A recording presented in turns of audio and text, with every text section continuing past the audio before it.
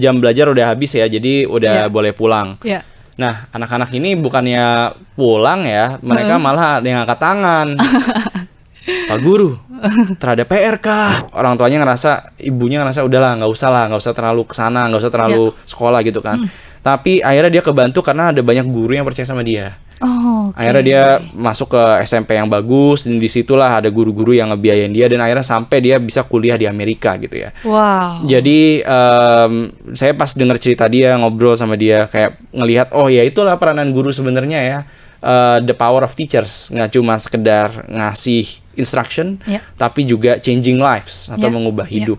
Dan balik lagi nih pesan saya, itulah kenapa kita perlu menghargai guru selayaknya.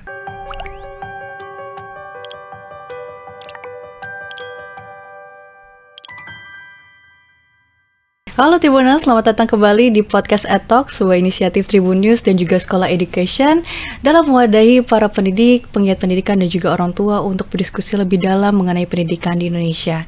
Dan tentunya saya senang sekali dapat kembali berjumpa dengan Tribuners yang ada di seluruh Indonesia. Baik, Tribuners, mungkin Diva kembali mengingatkan apabila Tribuners belum menyaksikan podcast EdTalk sebelumnya, bisa langsung saja mengunjungi channel YouTube kami, yaitu tribunnews.com dan juga Sekolah Education, dan kami pun memiliki artikel edukatif yang dapat diakses tribunnews.com. Tribuners, tentunya podcast kita tidak jauh mengenai pendidikan, dan pada kesempatan kali ini kita akan membahas terkait mimpi gitu ya. Sebenarnya sebelum ada pendidikan, tentunya kita memiliki mimpi ataupun harapan yang ingin dicapai. Namun apakah semua orang dapat mewujudkan mimpi tersebut? Dan seberapakah besar faktor dari pendidikan bisa mewujudkan hal tersebut? Dan tentunya kita sudah hadir dengan narasumber yang luar biasa, Mas Radian Pribadi, SIP IDM. Selamat datang Mas. Terima kasih. Bagaimana kabarnya hari ini? Alhamdulillah baik. Baik, alhamdulillah. Diva senang sekali dapat kembali berbincang langsung gitu ya di podcast kali ini. Tentunya kita membahas terkait dunia pendidikan ya Mas. Siap. Aku lihat Mas Radian ini udah melihat secara langsung dunia pendidikan di daerah Indonesia, khususnya 3T, hingga pendidikan di universitas top dunia, yaitu Harvard University. Wow, keren banget Mas bisa merasakan gitu ya dari yang Indonesia 3T sampai ke pendidikan di top dunia. Namun sebelum masuk lebih dalam nih Mas, aku jadi pengen mengenal lebih dalam terkait Mas gitu. Mungkin apa sih Mas latar belakang yang bisa Mas nih berkecimpung di dunia pendidikan? Siap, oke.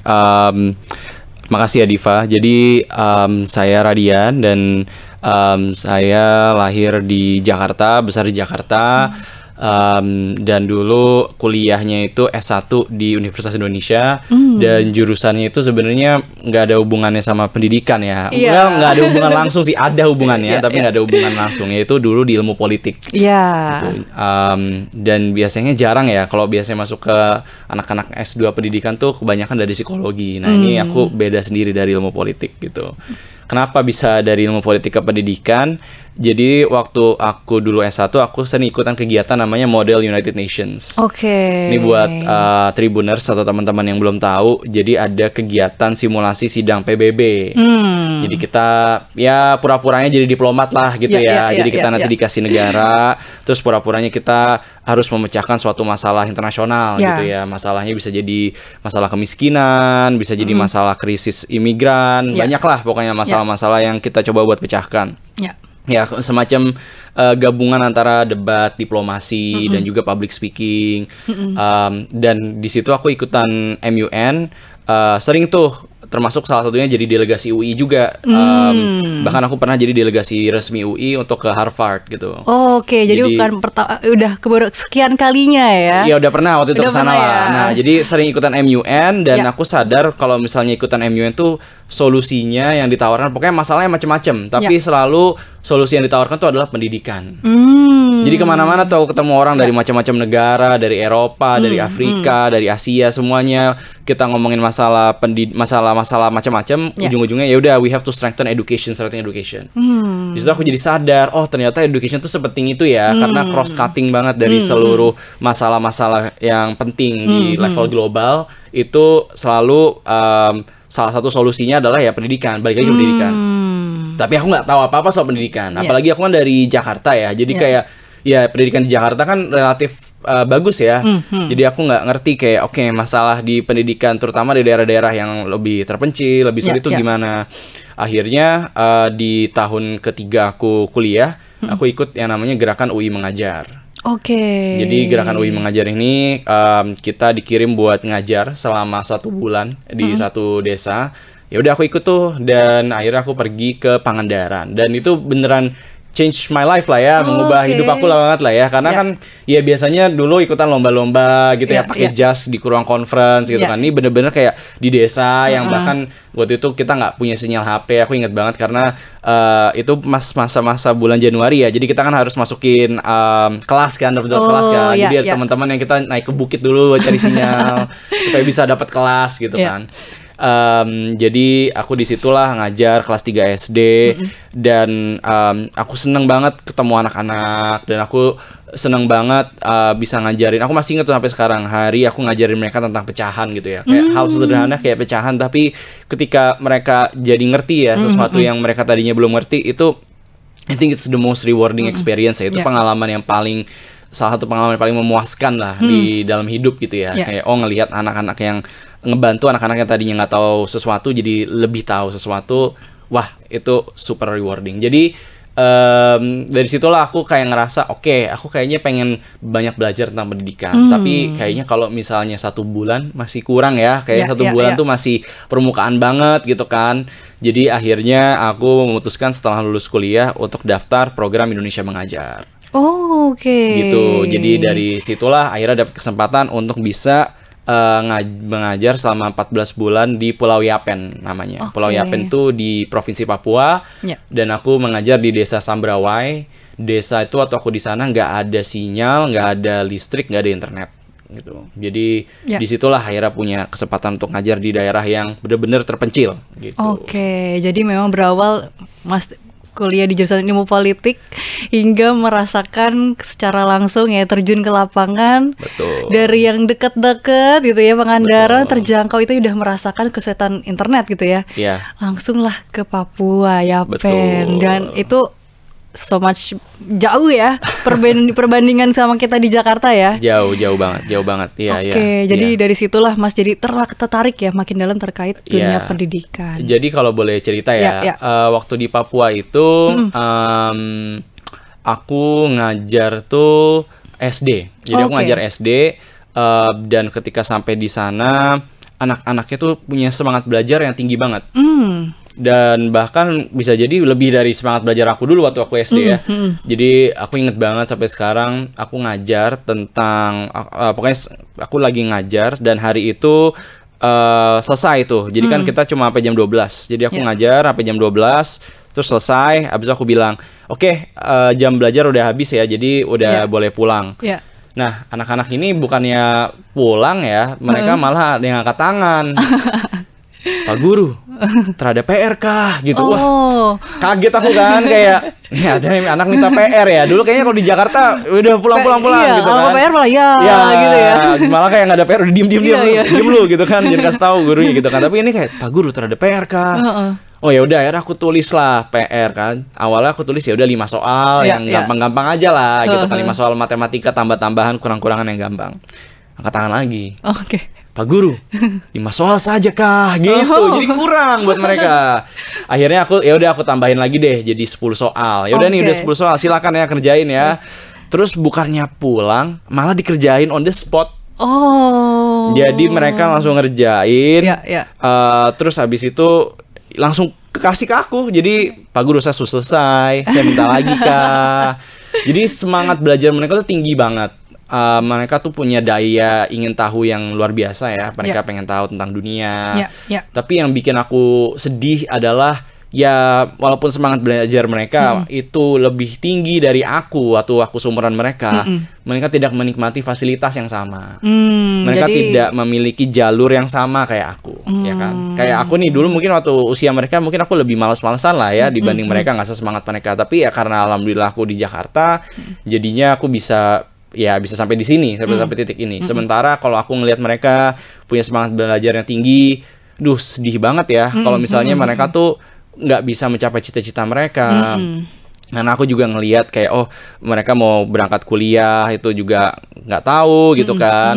Mereka juga mau sekolah juga kadang-kadang suka susah. Jadi aku dari situlah mulai tumbuh api lah ya. Jadi kayak I wanna do something about this gitu. Kayaknya aku mau melakukan sesuatu untuk membantu mengurangi ketimpangan ini. Gimana caranya supaya anak-anak yang di pelosok negeri kayak mereka itu punya kesempatan yang sama dengan anak-anak yang tinggal di kota besar kayak aku. Dan itu masih PR besar karena kan kita negara ini didirikan untuk mencerdaskan kehidupan bangsa. Itu kan salah satu tujuan utama ya. Dan kayak udah 80 tahun merdeka belum tercapai nih bagian ini. Jadi what can I do ya? Nah, itu yang akhirnya mendorong aku untuk mau lanjut sampai belajar ya education di Harvard gitu.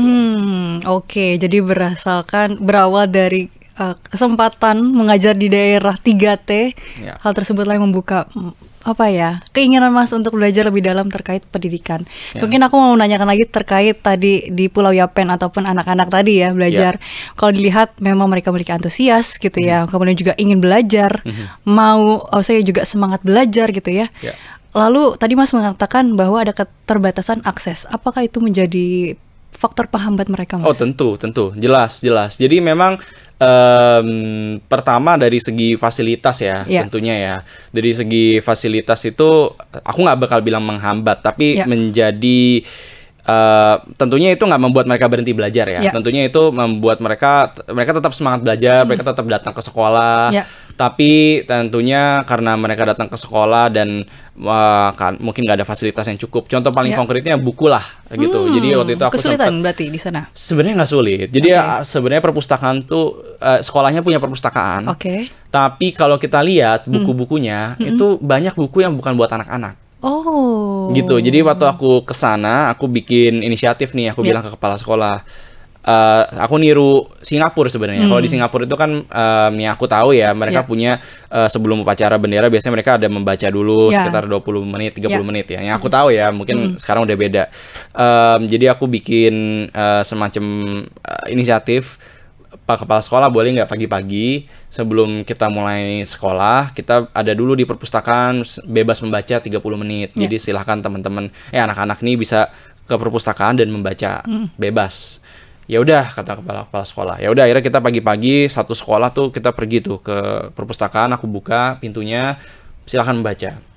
Aku kaget, ternyata isi buku-bukunya nih ada buku bercocok tanam gitu ya, bercocok tanam singkong. Maksudnya kayaknya mereka nggak perlu, mereka udah tahu deh caranya, maksudnya tinggal nanya orang tuanya ya, kayak dan bukan buku-buku kayak yang sering dibaca anak-anak ya, kayak misalnya buku kayak buku komik katakanlah, atau misalnya buku-buku cerita yang menarik. Ada sih, tapi nggak sebanyak itu. Dan aku merasa, beda banget nih sama katakanlah waktu aku di Jakarta dulu mau baca buku ensiklopedi, mau baca buku ini itu ada gitu ya, fasilitasnya ada lengkap. Sementara buat mereka yang punya daya ingin tahu yang besar, nggak ada fasilitas tersebut gitu. Terus kan karena nggak ada internet juga, nggak ada sinyal HP.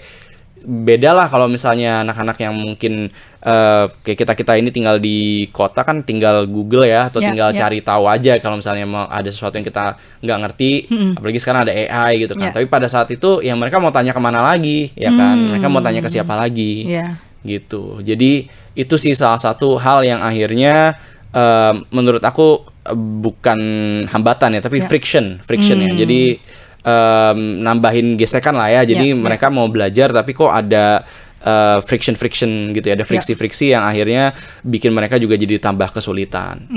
Selain juga ya tentunya akses ke sekolah yang lebih bagus gitu ya. Kayak katakanlah oke lah mereka sekolah sampai SD, terus nanti SMP-nya juga nggak banyak gitu ya di sana. Jadi kayak semacam piramida gitulah ya. Banyak yang di SD, tapi makin naik ke atas makin banyak juga yang gugur gitu ya. Makin banyak juga yang akhirnya nggak lanjut. Itu kenyataan yang sedih ya kalau kita ngelihatnya ya. Padahal banyak anak-anak yang semangat belajar dan sebenarnya punya rasa ingin tahu yang tinggi. Gitu. Oke. Jadi memang apa itulah yang tadi Mas katakan, perlu sekali adanya kesetaraan gitu ya. Iya. Nah Mas, aku juga menonton konten dari Bapak Anies Baswedan. Waktu itu ada wawancara atau ya video pendek lah ya, waktu membicarakan bahwa Mas pernah di Pulau Yapen, terus juga kayak sempat mengajar saat masa pandemi. Betul. Ya. Itu kayak gimana tuh Mas di sana? Ya, jadi tuh aku sampai di Pulau Yapen tuh akhir 2019. Oke. Ya, terus habis itu udah punya banyak inilah ya, udah punya banyak cita-cita lah. Oh, pokoknya aku selama di sini aku mau ngajar gini. Udah punya ide-ide lah gitu kan. Terus tiba-tiba bulan Januari dengar kabar nih, katanya di Tiongkok ada virus gitu. Nah, awal tuh kan mikirnya jauh lah ya kan. Jangankan Tiongkok lah, ini ke Jakarta aja jauh gitu ya, nggak bakal lah sampai sini.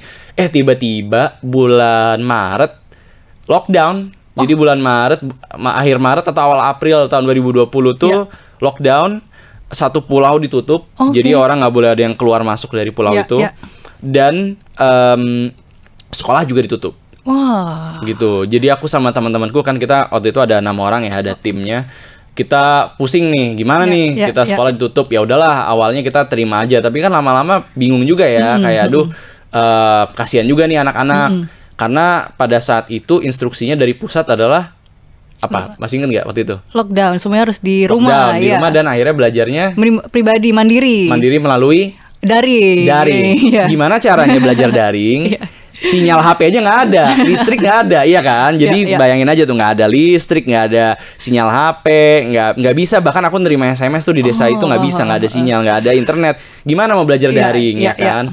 Pusing kan? Akhirnya yang kita lakukan pertama sama tim ini, kita engage sama RRI. Jadi kita ngobrol-ngobrol sama RRI, stasiun radio.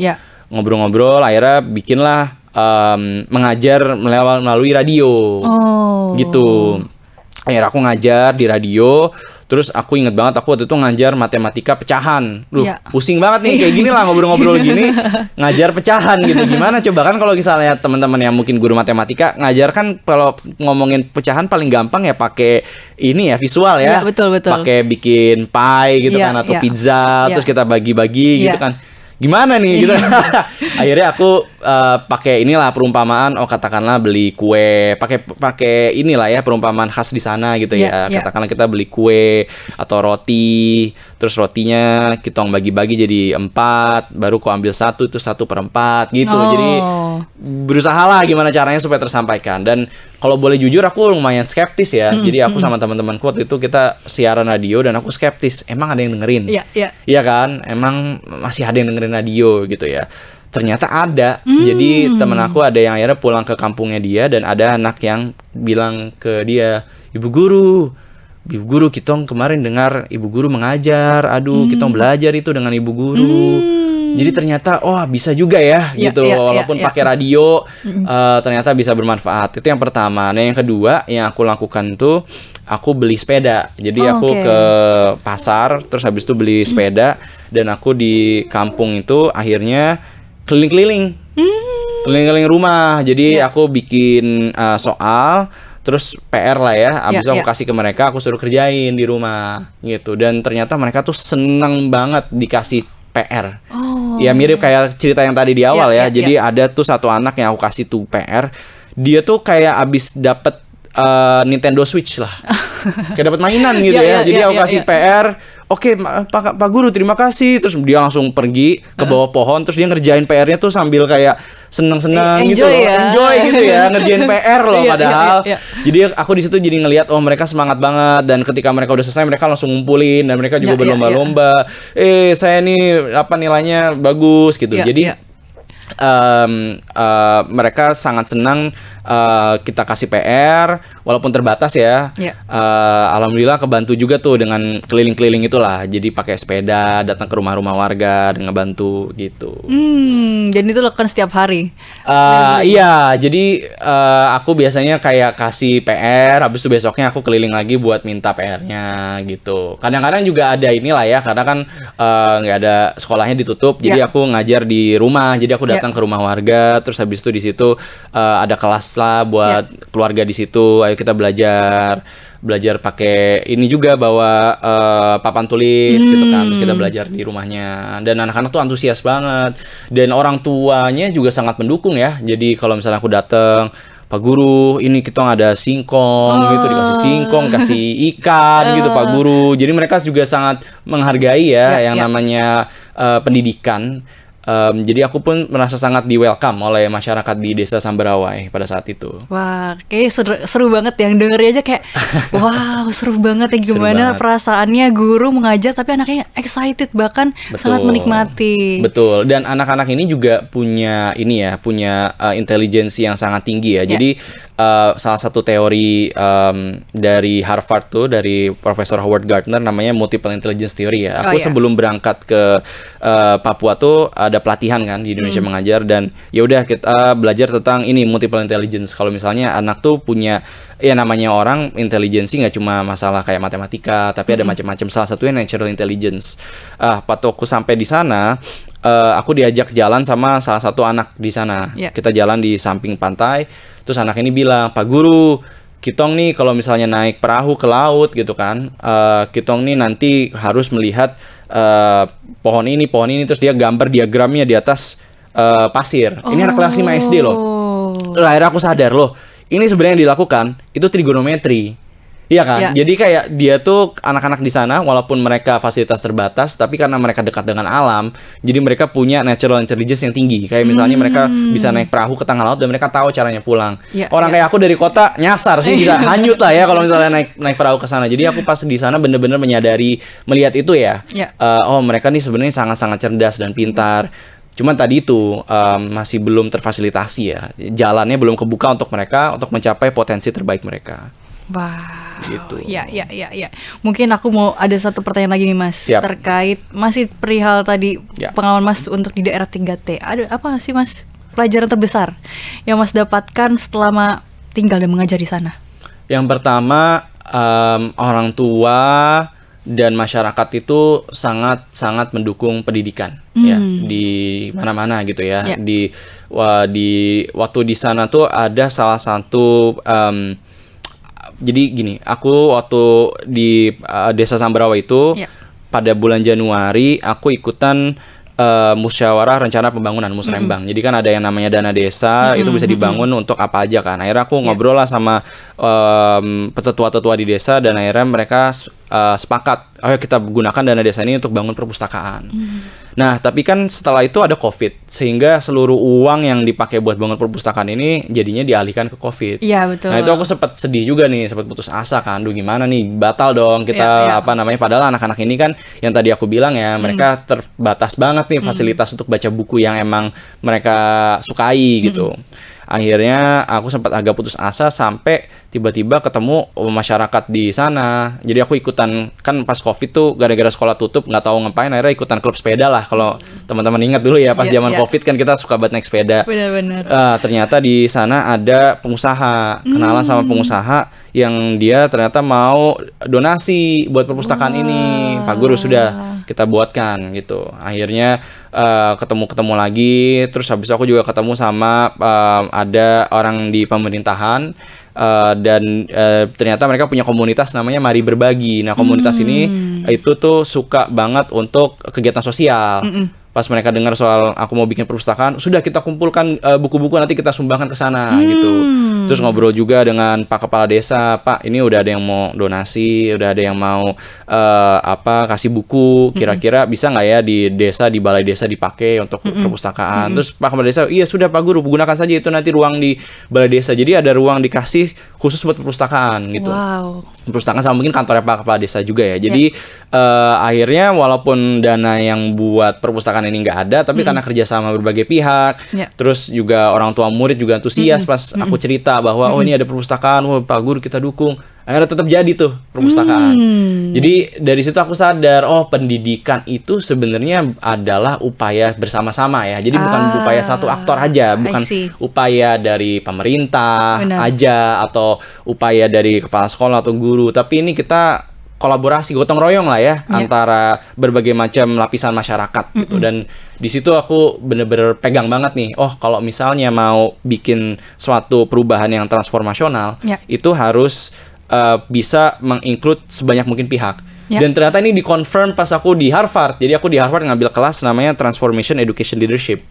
Dan pas di sana aku tanya ke dosennya, jadi sebenarnya what makes an education change itu transformational. Apa yang membuat suatu perubahan tuh nggak cuma ya udah sekedarnya aja, tapi benar-benar transform.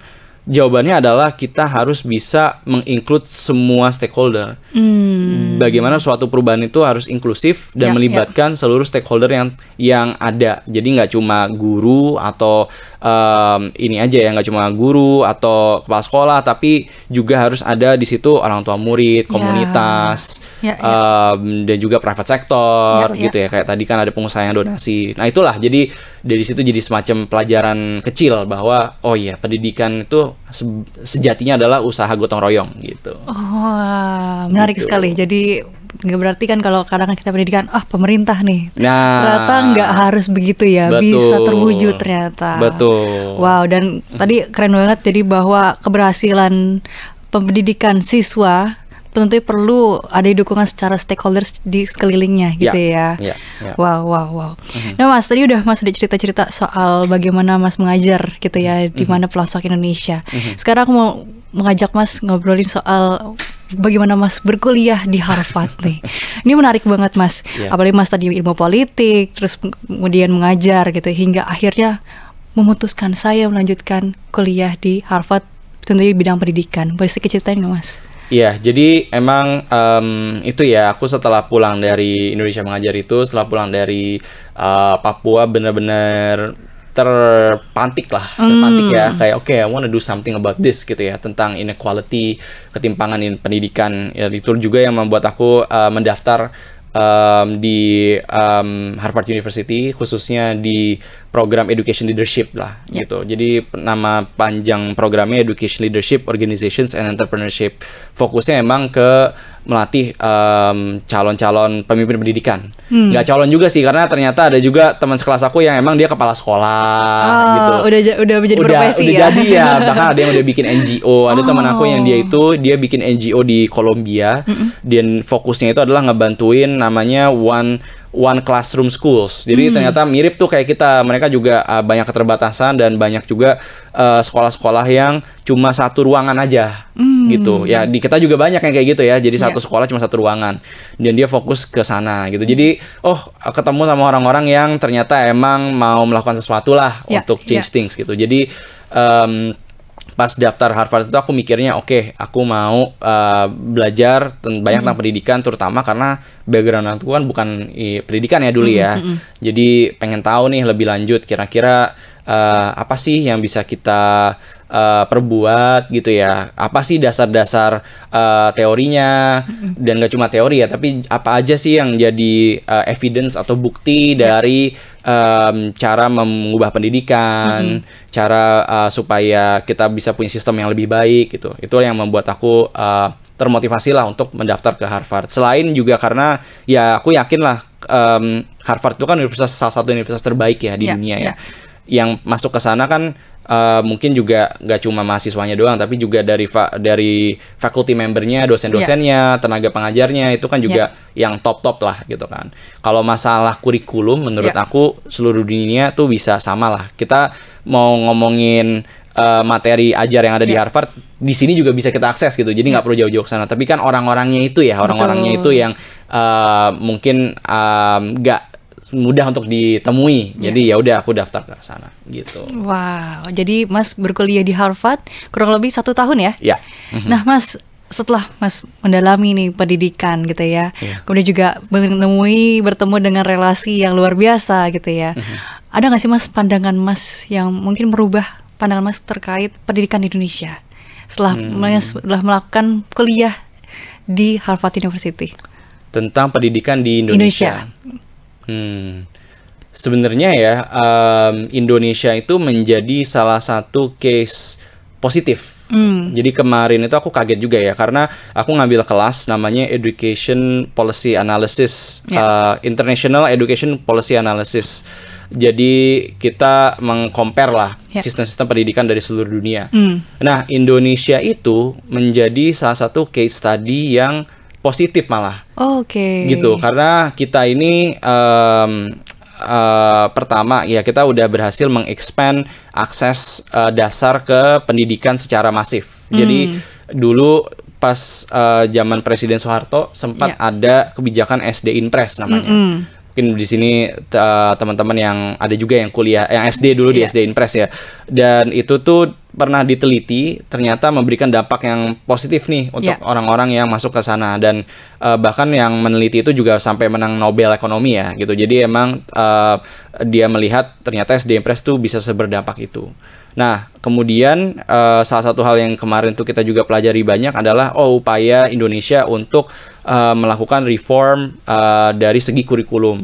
Gitu kan, kita ada kurikulum baru kemarin, kurikulum Merdeka yang maybe ada pro kontra ya, tapi bagaimanapun juga kurikulum tersebut tuh berusaha untuk men-streamline supaya pendidikan kita tuh lebih fokus ke ini ya, kompetensi dasar kayak misalnya literasi dan numerasi gitu. Dan itu tuh sangat diapresiasi sebenarnya di sana. Dan kita pun juga kemarin juga ada beberapa program ya yang fokusnya adalah mengembangkan kapasitas kepemimpinan guru melalui guru penggerak gitu ya. Itu juga ternyata diapresiasi di Harvard gitu. Dan pas aku sampai sana melihat ternyata pendidikan kita tuh sebenarnya walaupun masih banyak tantangan, itu punya potensi besar nih gitu ya. Selama kita terus selama Indonesia itu terus mau invest gitu ya di pendidikan secara serius, nggak cuma dari segi infrastrukturnya aja, nggak cuma dari segi kita bangun sekolah, tapi juga dari segi SDM gitu ya. Itu aku rasa bisa berdampak sangat positif nih buat anak-anak murid gitu. Jadi ternyata jadi ngelihat nih setelah dari luar, orang-orang dari luar tuh sangat appreciate dengan sistemnya Indonesia. Dan aku pun juga cerita ke dosen aku, jadi aku punya profesor di sana, aku cerita kalau di Indonesia nih kita ada mandat dari konstitusi 20% harus pendidikan. Dia kaget, dia bilang wah harusnya di Amerika kayak gini gitu ya. Jadi sebenarnya kita udah punya dasar-dasar yang bagus.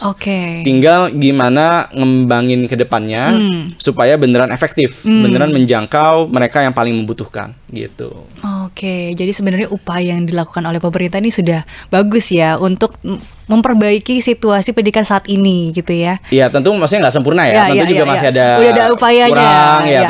Tapi sebenarnya yang dilakukan sama aku sih nggak mau bilang pemerintah ya, karena kan tadi ya ini kan gotong royong rame-rame kan. Jadi aku juga menghargai banyak juga nih kan civil society kita yang bangun sekolah sana sini. Itu juga dilihatnya secara positif lah dari luar. Jadi negara kita nih Indonesia, pemerintah dan juga semua organisasi-organisasi masyarakat dan elemen masyarakat yang turut serta dalam membangun pendidikan itu ternyata diapresiasi di luar gitu ya. Walaupun again masih banyak kekurangan, tapi kita udah punya modalnya. Nah, itu yang buat aku jadi percaya, we have modal, kita punya modalnya, jangan kita sia-siakan gitu. Jadi harus sangat dimanfaatkan ya. Betul. Nah, Mas, tadi Mas juga sempat nyebutin ada literasi dan numerasi, itu adalah salah satu dasar kemampuan pendidikan ya. Lalu sayangnya Indonesia saat ini masih kecil nih Mas untuk kemampuan literasi numerasi untuk siswa di Indonesia. Lalu bagaimana sih Mas, sebetulnya apa yang membuat ini terjadi? Apakah ada yang sering disalahpahami oleh warga Indonesia terkait pendidikan Indonesia? Ada nggak sih Mas? Apa yang sering disalahpahami? Kalau menurut saya ya, jadi setelah saya belajar banyak juga di sana, kami juga kemarin itu salah satu riset yang saya baca itu dari analisis hasil PISA. gitu kan. Mungkin teman-teman semua udah familiar ya sama PISA kan, tes yang di mana Indonesia juga sayangnya skornya rendah ya, salah satu yang paling rendah lah di dalam tes PISA tersebut ya. Dan pernah dilakukan analisis pada tahun 2018 gitu ya. Jadi ngedatangin tuh negara-negara yang mengikuti tes PISA, apa sih yang bikin sistem pendidikan mereka tuh bagus. Dan ada kata-kata yang saya pegang banget. Dia bilang begini, no systems, nggak ada yang lebih penting dari suatu sistem pendidikan dibanding kualitas gurunya. Gitu. Jadi mau bikin sistem pendidikan sebagus apapun, desainnya sebagus apapun, itu tetap yang paling penting adalah kualitas guru. Nah itu pas saya baca tuh ngena banget. Jadi kita nggak cuma semata-mata tadi itu ya, makanya saya bilang, oke, kita bangun sekolah, bangun infrastruktur, bangun fasilitas, itu penting ya, karena kan itu dasar juga. Tapi yang perlu juga diperhatikan adalah membantu guru-guru ini sebagai profesional, gitu. Kalau saya ya, yang saya rasa agak meleset ya, di Indonesia ini kan sering dibilang guru tuh pahlawan tanpa tanda jasa. Saya nggak setuju tuh. Karena menurut saya guru tuh bukan pahlawan tanpa tanda jasa. Guru adalah profesional yang harus dihargai dengan layak. Iya kan? Kalau ngomongnya pahlawan tanpa tanda jasa, seakan-akan ya udah kan Anda pahlawan. Sosial kan? Aja ya. Iya, kayak Batman kan nolongin orang nggak minta dibayar ya kan. Spider-Man nolongin orang ya kan, abis itu dia minta tarif nggak mau kan ya. Dia pahlawan kan. Nah, guru itu di sistem-sistem pendidikan yang bagus, contohnya Singapura gitu ya, itu dihargai sebagai profesional. Mereka memiliki skill set dan memang selayaknya seperti itu. Karena mereka tugasnya berat loh, ya kan? Mungkin teman-teman dari sekolah juga tahu kan, tugas guru tuh berat sekali. Nggak cuma bahkan ngajar aja itu kan berat ya. Ngajar tuh udah sangat berat. Belum lagi harus mikirin administrasi ya kan. Terus juga harus mikirin juga sebelum ngajarnya itu kan harus mikirin, oke, kira-kira kemampuan anak-anak saya ada di level mana nih? Saya ngajarnya itu kira-kira baiknya gimana? Kan banyak, dan itu adalah skill set yang sebenarnya high skill set ya, menurut saya itu skill set kelas tinggi lah, karena membutuhkan banyak pemikiran dan upaya, sehingga orang yang melakukan itu selayaknya dihargai sebagai profesional, gitu. Nah inilah yang saya, kalau misalnya saya boleh bilang ke masyarakat Indonesia ya, mungkin kita harus berhenti deh bilang guru pahlawan tanpa tanda jasa, tapi guru adalah profesional yang perlu dihargai dengan layak. Gitu. Wow, menarik sekali. Keren sekali.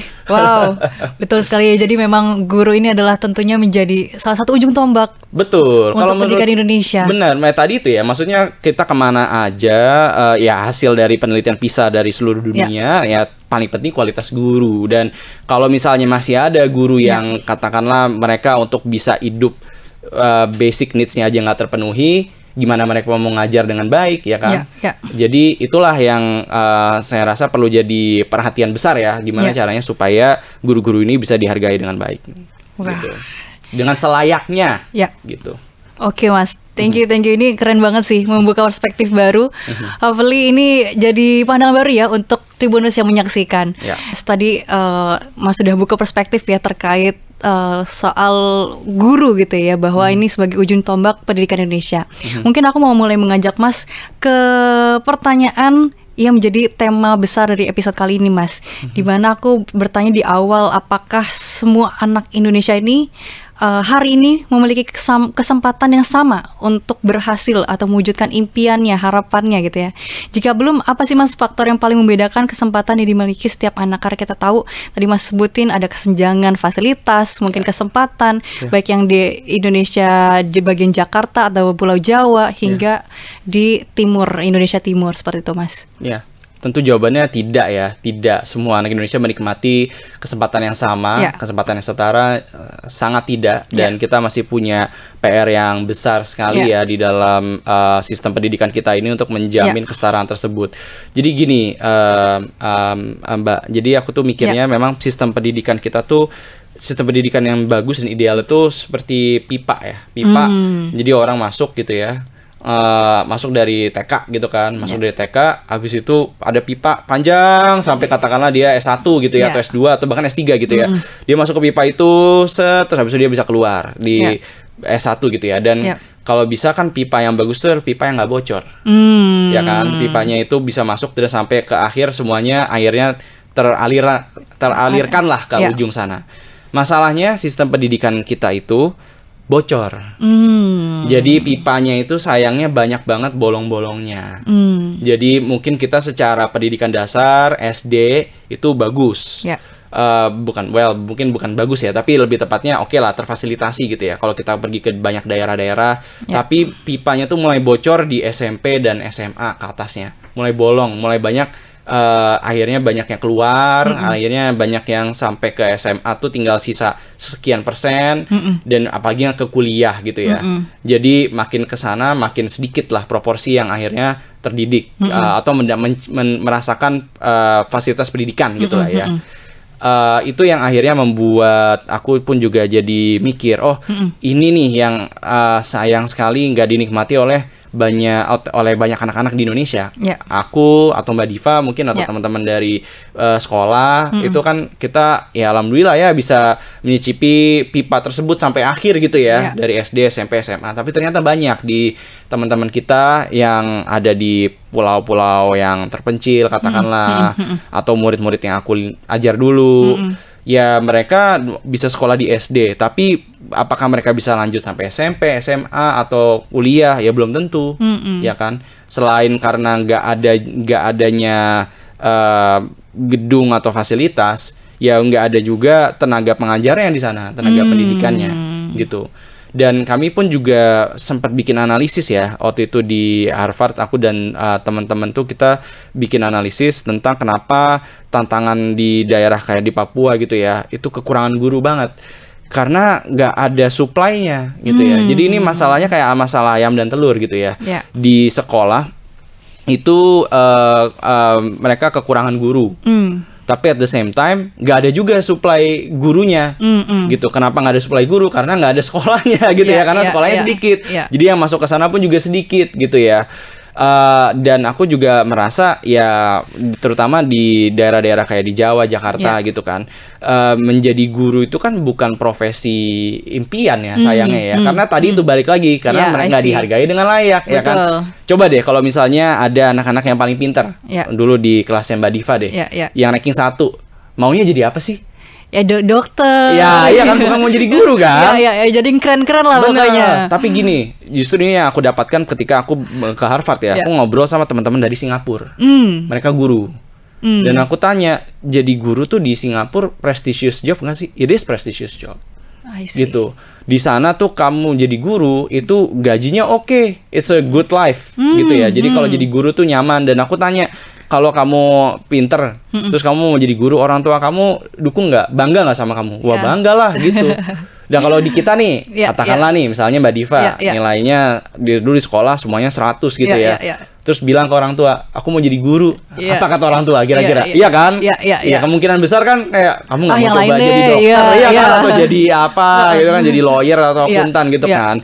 Nah, kalau aku memandangnya tadi balik lagi Mbak Diva, ya karena kita kurang dihargain mau jadi guru itu kan, kurang di invest lah, investmentnya kurang, investment untuk pelatihan gurunya, investment untuk pendidikannya, investment untuk jalur karir mereka juga setelah jadi guru itu kan harus ada continuous training ya sebenarnya ya, supaya mereka tuh juga terus berkembang, dan yang paling dasar juga investment untuk mereka punya penghidupan yang layak gitu ya, penghidupan yang bahkan kalau bisa di atas layak, supaya banyak orang yang pinter-pinter mau jadi guru gitu. Dan itu sih aku ngelihatnya sistem itu jadinya banyak yang bocor karena selain kurangnya fasilitas dan gedung, ya kurang juga tenaga pengajar yang bagus, yang akhirnya bisa ngebantu anak-anak yang ada di daerah itu juga bisa punya kesempatan yang sama gitu. Kayak kita di Jakarta ini, terutama aku di Jakarta ya, beruntung lah karena di sini banyak guru ya kan, dan gaji guru di sini juga salah satu yang paling tinggi ya, terutama kalau misalnya guru sekolah swasta atau ASN ya, sekolah swasta yang bagus ya. Tapi kalau kita ke daerah ya itulah kembali lagi, jadi ada banyak kekurangan. Perlu investment yang besar emang untuk menjamin bahwa di setiap daerah itu pendidikannya berkualitas dan gak cuma orang kaya doang yang nikmatin, tapi seluruh lapisan masyarakat gitu. Karena ini kan mandat undang-undang loh Mbak, ya kan? Undang-undang kita udah mewajibkan pokoknya negara ini ada buat mencerdaskan kehidupan bangsa. Nah kalau itu belum tercapai ya gimana gitu. Ya. Jadi memang gimana pun masih dikatakan tadi masih ada kesenjangan, kesempatan baik yang di wilayah tersebar di Indonesia gitu ya. Dan balik lagi again gimana pun kualitas dan juga dari gurunya sendiri menjadi salah satu faktor terbesar. Ya. Nah Mas, mungkin balik lagi Mas. Bertanya terkait seseorang ingin mewujudkan impian atau harapan di masa depan. Nah, mungkin tadi Mas sudah cerita bahwa sebetulnya bahkan di Indonesia Timur anak-anaknya justru malah sangat semangat belajar. Ya, betul. Ya, tapi memang tadi katakan fasilitasnya kurang gitu ya. Lalu pertanyaan menurut Mas, seberapa sih besar peran kesempatan dibandingkan usaha dalam menentukan atau mewujudkan masa depan anak didik tersebut? Jadi gini, banyak penelitian yang menunjukkan bahwa seringkali yang bikin satu orang tuh berhasil dan satu orang tuh enggak, itu adalah sesederhana yang ini tuh dapat informasi. Informasi bahkan bukan fasilitas, bukan. Jadi ada banyak penelitian di pendidikan yang memperlihatkan bahwa kalau misalnya orang tua tahu value of education, mereka akan invest more. Hanya sekedar informasi aja Mbak. Saya ngasih tahu ke Mbak nih, oh ini kalau misalnya anaknya Mbak kuliah itu bakalan punya nanti di masa depan penghasilan mereka akan segini. Itu berdampaknya jauh banget. Jadi kita kalau ngelihat nih ada orang yang kurang berhasil gitu ya, atau mungkin nggak mencapai potensi sepenuhnya gitu ya, mungkin bukan salah mereka. Dan menurut saya sih emang bukan salah mereka ya. Mungkin mereka nggak dapat informasi yang tepat aja. Dan kalau kita pergi ke banyak tempat, saya pernah kenalan sama ada teman saya gitu ya, yang dia itu dulu sampai sekolah di sekolah menengah itu nggak tahu caranya apply kuliah. Sederhana itu aja. Dia nggak tahu emang kuliah tuh gimana sih gitu. Orang-orang kayak saya atau Mbak Diva atau yang udah pernah mencicipi S1 gitu ya. Itu orang-orang yang beruntung karena kita udah tahu informasi tersebut. Jadi hal sederhana kayak informasi aja bisa membuat perubahan, gimana dengan fasilitas tadi ya, guru yang baik gitu. Jadi aku sangat percaya bahwa ya orang itu tentunya akan berusaha. Kalau misalnya mereka pun juga punya informasi, mereka tahu, oh ini tuh tujuannya kemana, gitu. Kayak kita mungkin jadi semangat belajar karena kita udah ngerti nih, aku mau lanjut kuliah, aku tahu cara daftar kuliah, aku mau belajar dengan nilai segini. Tapi kalau bayangin anak-anak yang di daerah, yang nggak tahu bahkan kayak, oh bisa nggak sih aku kuliah, atau bahkan mungkin mereka nggak tahu ada yang namanya UI gitu, atau nggak tahu ada yang namanya universitas. Masih banyak loh yang kayak gitu, kayak baik tahu ya kalau misalnya di kampus tuh ngapain sih gitu, nggak tahu. Sekedar dikasih tahu aja itu bisa memberikan dampak yang sangat positif, dan ini back by research ya, didukung oleh penelitian. Informasi itu bisa menjadi intervensi yang sederhana tapi juga bisa membawa dampak, dan itu juga jadi bahan kita merenung lah. Oh banyak ya anak-anak yang mereka itu nggak tercapai potensinya sederhana karena nggak dapat informasi.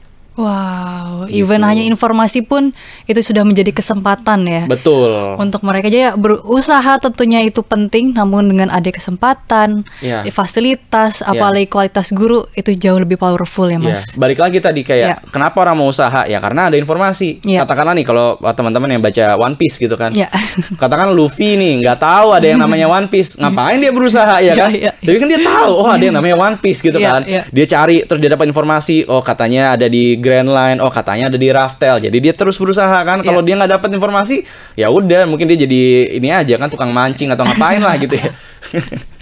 Gitu. Ya. Oke Mas, next question ya Mas ya.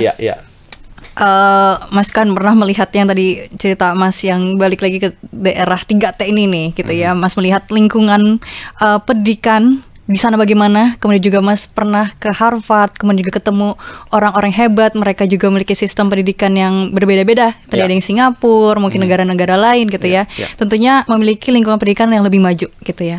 Lalu Mas, Mas juga melihat bagaimana lingkungan pendidikan di Indonesia, baik itu pun sampai 3T gitu ya. Apa sih Mas yang sebenarnya paling menentukan mungkin semangat belajar hingga mewujudkan masa depan mereka? Ya tadi itu ya guru. Saya kembali lagi ke guru ya. Gimana guru tuh menurut saya ya, peranan guru itu lebih dari sekedar mengajarkan anak-anak 1+1 ya.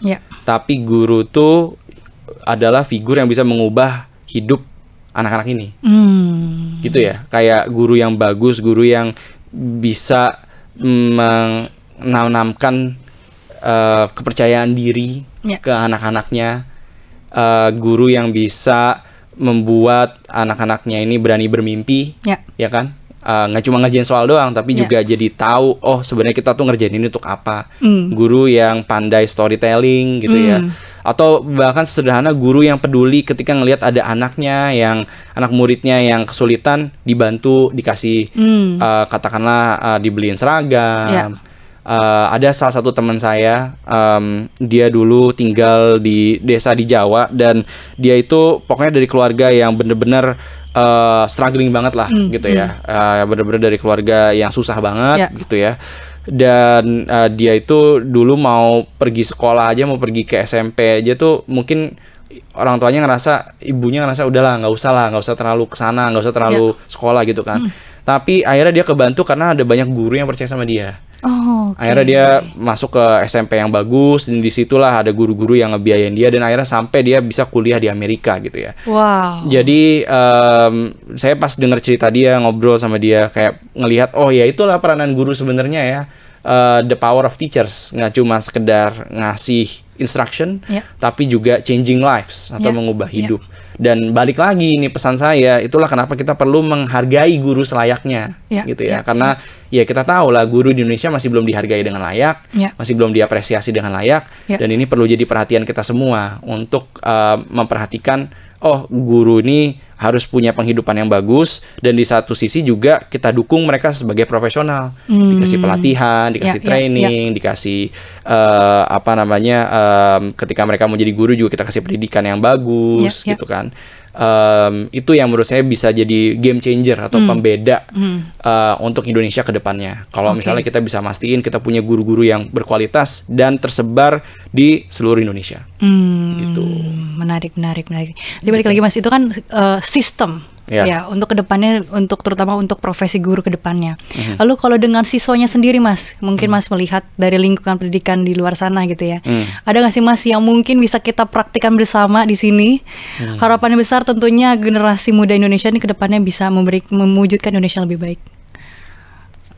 Menurut saya salah satu hal yang paling penting ya.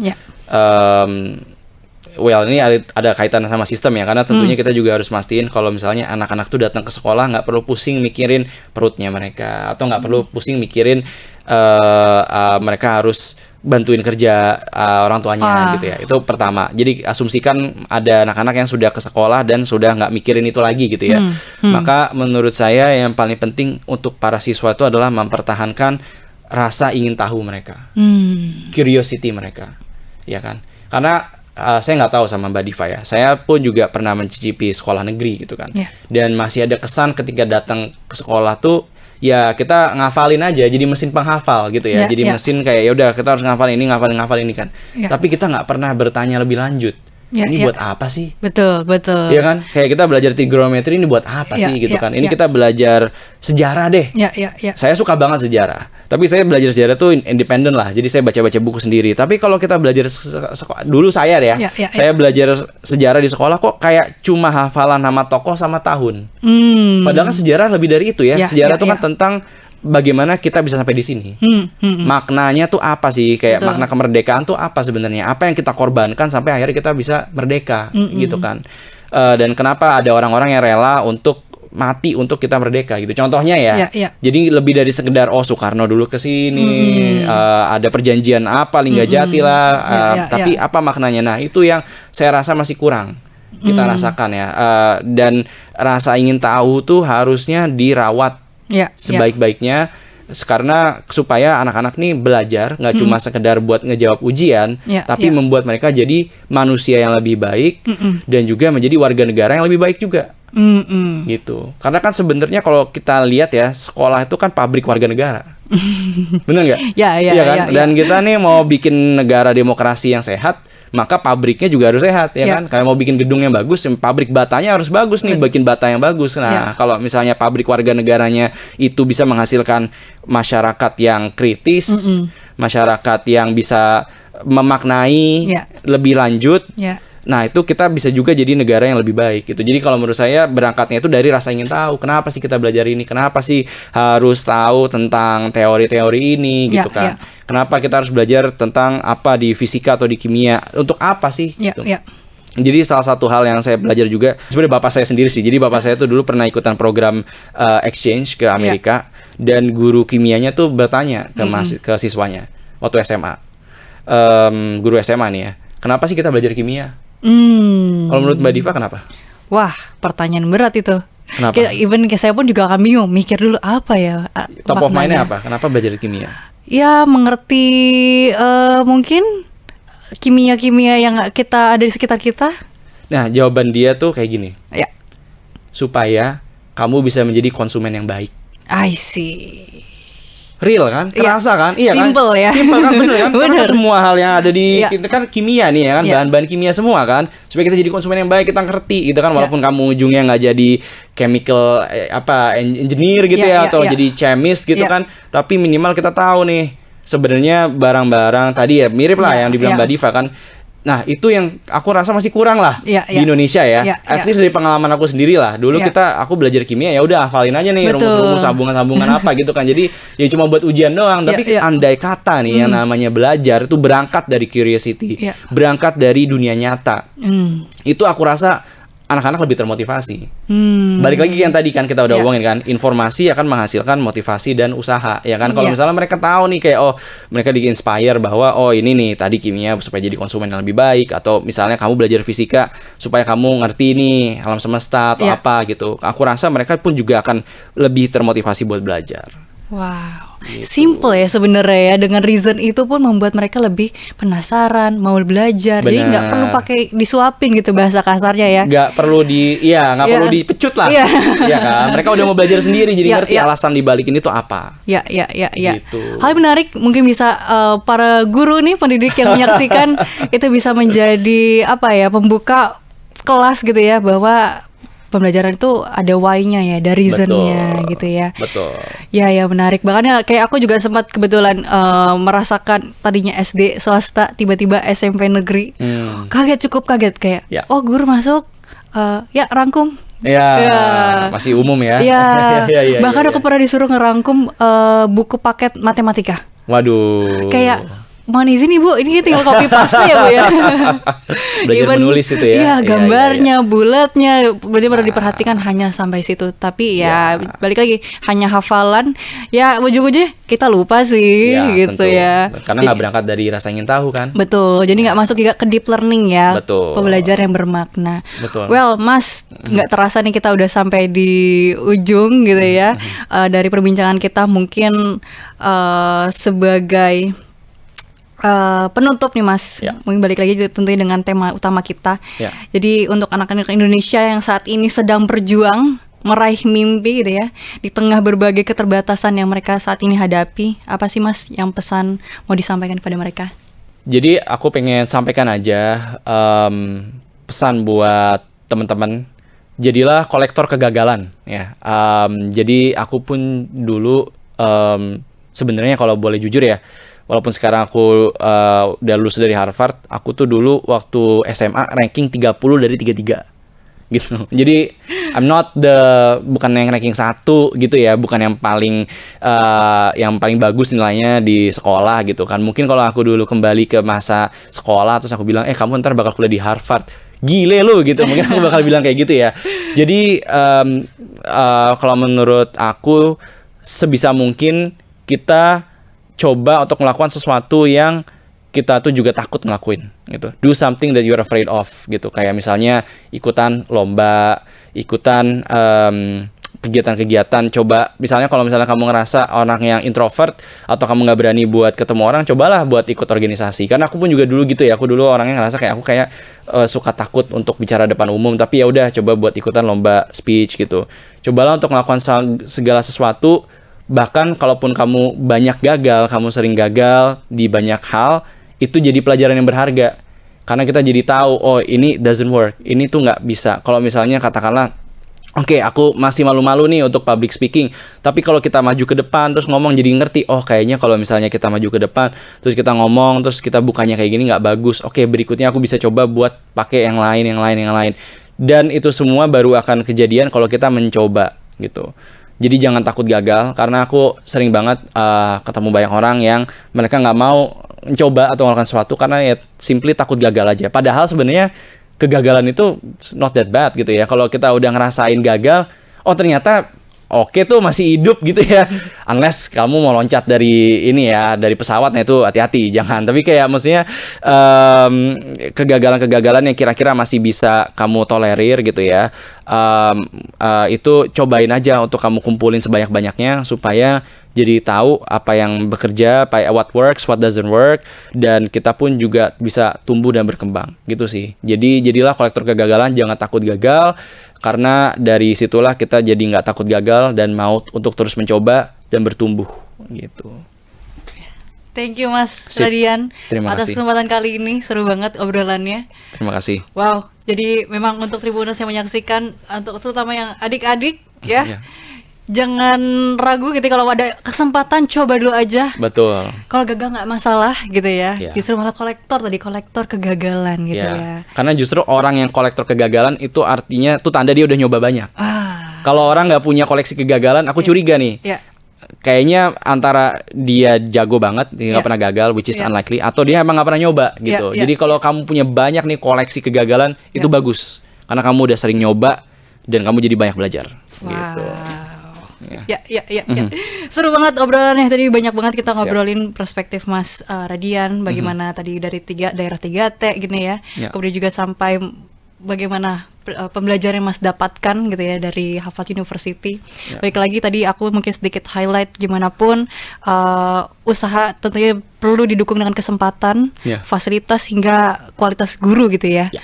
Nah, Mas, mungkin untuk Tribuners, aku juga mau kembali mengajak gitu ya untuk kita berkolaborasi mewujudkan kesempatan-kesempatan. Maka dengan itu kami membuka program CSR pendidikan. Jadi mungkin perusahaan ataupun pihak NGO, swasta atau apapun yang ingin mewujudkan gitu ya pendidikan di Indonesia lebih merata, bisa langsung saja melihat flyer yang sudah di layar dan juga bisa langsung saja mendapatkan informasi yang lebih detail melalui Instagram kami di @skala.education. Sekali lagi terima kasih Mas Radian dan juga Tribuners yang sudah menyaksikan. Sampai jumpa di episode EdTalk selanjutnya. Terima kasih.